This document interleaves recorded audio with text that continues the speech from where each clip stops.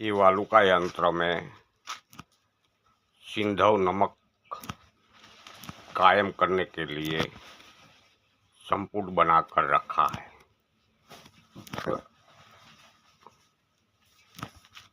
3 दिन से आग चालू है सर।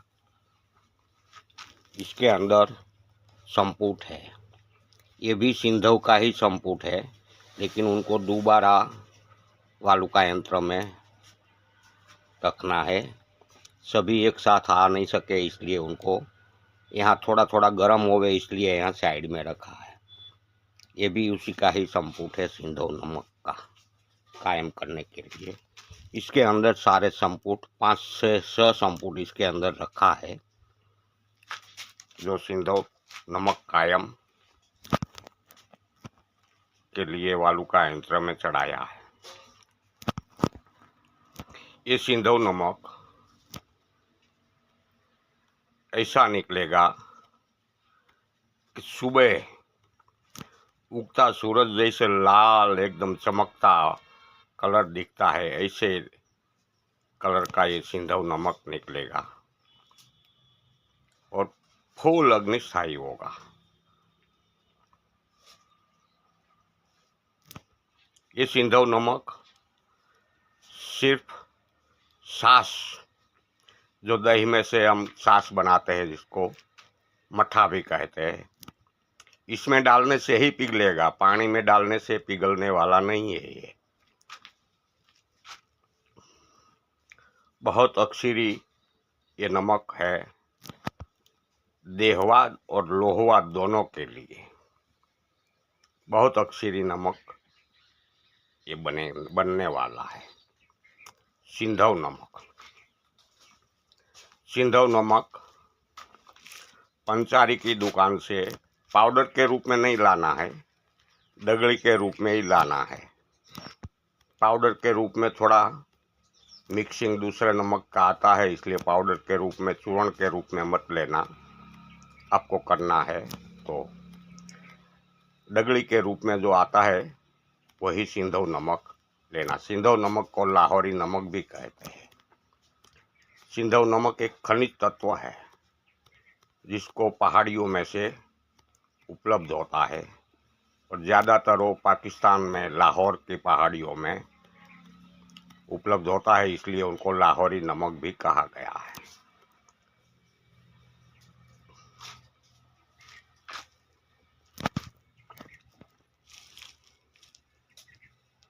ये बहुत लंबी क्रिया है, इसलिए सारी क्रिया पहले से मैं आपको बताना मुश्किल है,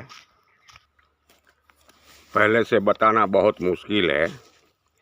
इसलिए किस तरीके से ये बनाया जाता है, ये मैं आपको पूरी थियरी ये वीडियो में बताता हूँ। सर्वप्रथम तो आपको अच्छी क्वालिटी का सिंधव नमक दगड़ी के रूप में लाना है। वज़न की मात्रा आपको जितनी लेनी है इतनी आप ले सकते हो। 100 ग्राम भी ले सकते हो, 500 ग्राम भी ले सकते हो और 1 किलो भी ले सकते हो। उसका डगड़ी लाकर, सिंधव नमक की डगड़ी लाकर उनका मिक्सर में डालकर पाउडर कर डालो। बाद में उसको पाउडर हो जावे तब, अगर 5 तोला नमक की डगड़ी है, 5 तोला नमक आपने लिया है, मैं यहाँ 5 तोला मात्रा की ही बात करूँगा, वही हिसाब से आपको सभी चीज़ों में, रसों में जो वनस्पतियों का रसों लेना है, वही मात्रा के हिसाब से आपको लेना है। इसलिए यहाँ मैं आपको 5 तोला नमक के डगड़ी की बात करता हूँ। इसी हिसाब से यहाँ सब चीज़ें लिया है। 25 तोला, 5 तोला की एक डगड़ी को पाउडर करके इसमें 25 तोला शीरीष का पेड़ आता है, जिसको सरसब भी बोलते हैं। शीरीष का पेड़ का मूल का रस निकाल कर उसमें खरल करना है, जड़ का रस निकालना है। शीरीष की जड़ का रस 25 तोला निकाल कर इसमें 5 तोला सिंधव नमक को खरल करना है। जब तक कीचड़ बन समान हो जावे तब तक खरल करना है। जब ये कीचड़ समान हो जावे तब उसमें देसी बबूल जो पेड़ आता है, देसी बबूल का पेड़, उसकी हरा फल आता है, हरी सींग आती है, उसका सरस में 10 तोला लेकर खरल करना है। जब तक उसको कीचड़ समान हो जाए तब तक खरल करना है। कीचड़ समान हो जाने के बाद इसमें दूसरा वनस्पति का रस डालना है। ये कीकर के 10 तोला रस में खरल करते करते कीचड़ समान होवे, इसके बाद इसमें अधेड़ा का रस डालना है, जिसको सिरसीटा भी बोलते हैं, अधेड़ा को अपामार्ग भी बोलते हैं। उसके पात्रा का सरस संभाग लेकर इसमें खरल करना है। वो भी 10 तोला रस लेना है अधेड़ा का। वो जब खरल करते करते कीचड़ समान हो जावे, चटनी समान हो जावे, तब इसके चौथा भाग का गाय का गोबर का ताज़ा रस निकालकर 20 मिनट खरल करना है। गाय का गोबर जो होता है उनका ताज़ा रस निकालकर कपड़े में वस्त्र सान लेना है, इसलिए उनका रस निकल आएगा। उसमें 20 मिनट खरल करना है।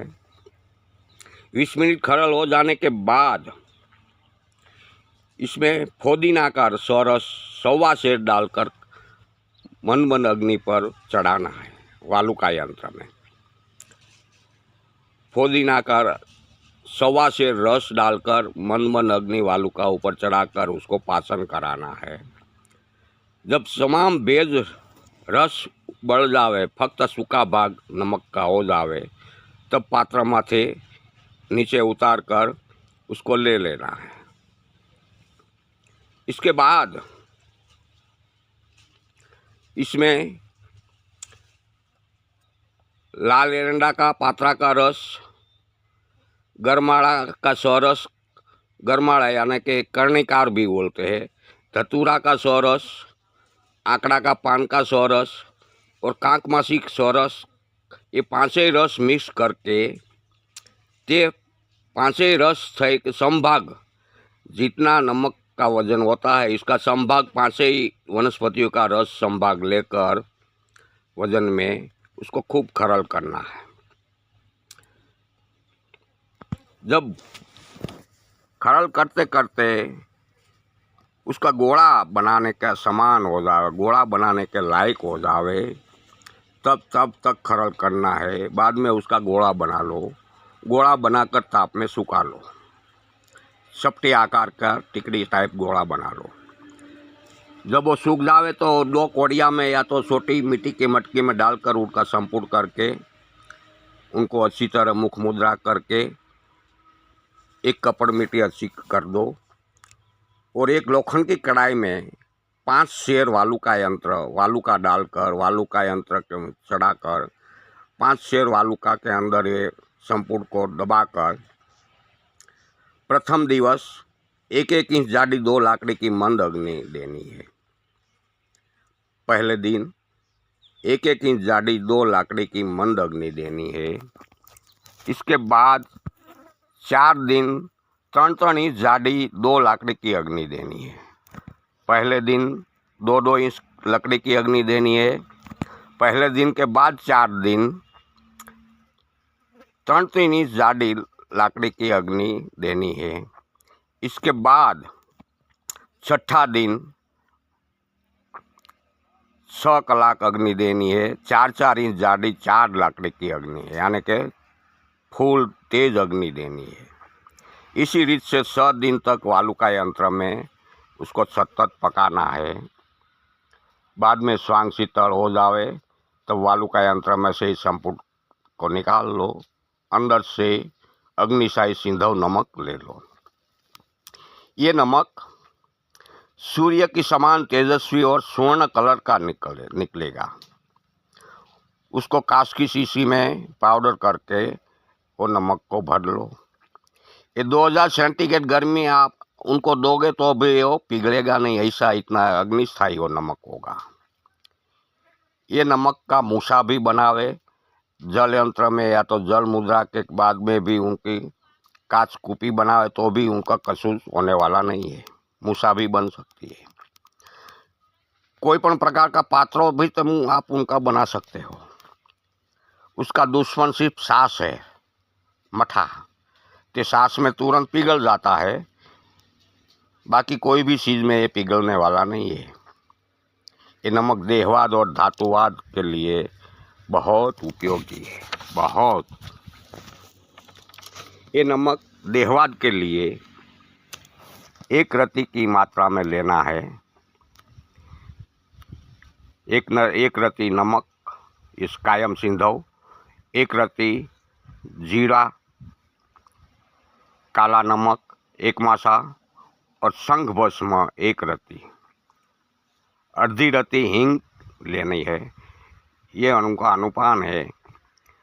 ये अनुपान के साथ एक बार सेवन करेंगे आप तो दरेक प्रकार का पेट का दर्द 7 मिनट में नष्ट हो जाएगा और अपान वायु ऐसा धड़ाका के साथ छूटेंगे कि पेट बिल्कुल साफ हो जाएगा, गैस सब निकल जाएगा, पूरे शरीर में कहीं गैस रहेगा ही नहीं।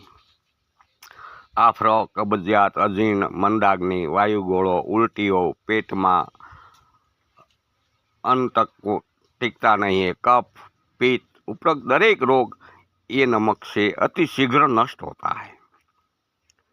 ये नमक के साथ 1 तोला वरियाली, 1 तोला सोयाबीन, 1 तोला मूला का रस और 1 तोला चित्रक और 1 तोला भांग का रस, इसके अनुपान के साथ लेने से 10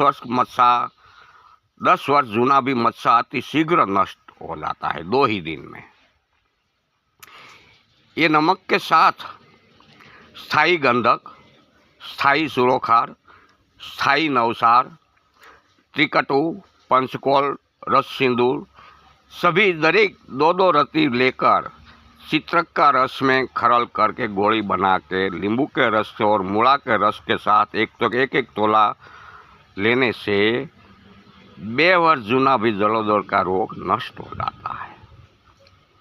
इतना ये देहवाद के लिए उपयोगी है। अब बात करते हैं लोहवाद के लिए। लोहवाद के लिए तो इतना उपयोगी है सिंधव कायम नमक है कि उसकी बात ही मत करो। अगर आपने ये सिंधव नमक ही कायम कर लिया, ज़्यादा समय जाता है, सभी वनस्पतियों के रस में खरल करने में, रस पचाने में समय जाता है, तब ये सिंधव नमक तैयार होता है। स्थायी नमक पारद की बाह्य दूती और गर्भदूती के लिए सर्वश्रेष्ठ है। पारद का जारना चारना, प्रतिचारणा, अनुवासन वगैरह क्रियाओं के लिए ये अति महत्वपूर्ण है, पुरवार होता है। स्थायी लवण, ये स्थायी सिंधव कोई भी चीज का, कोई भी वस्तु के साथ लेकर अणु परमाणुओं में प्रविष्ट हो जाता है और ते ऐसा प्रविष्ट होता है कि ते फिर से खुलने वाला नहीं होता है। ऐसा अणु परमाणु में धातुओं के अंदर प्रविष्ट होकर उनको बुभुक्षित पारद में अबरक सत्व के कोई पण सत्व का जान करने के लिए, पारद में घुसाड़ने के लिए, तो उसको रंजित करने के लिए ये सिंधव नमक बहुत ही उपयोगी है, अतिशय। लोहवाद के लिए जितना उपयोगी है इतना ही देहवाद के लिए श्रेष्ठ है। देहवाद और लोहवाद दोनों के लिए सिंधव कायम नमक इस तरह प्रयोग से किया जाए तो आपका रसायन का काम ये सिंधव नमक ही शायद पूरा कर सके, ऐसा मेरा मानना है। अब दूसरे पार्ट में मैं उसका नमक वालुका यंत्र में से निकाल कर आपको दिखाऊंगा और उसका अलग अलग प्रयोग भी हम करेंगे। मैं जो आपको दिखाऊंगा सभी प्रयोग में आपको दिखाऊंगा, अलग अलग प्रयोग किस तरीके से इस सिंधव नमक के पास से लिया जाता है। वो सभी मैं आपको दिखाऊंगा।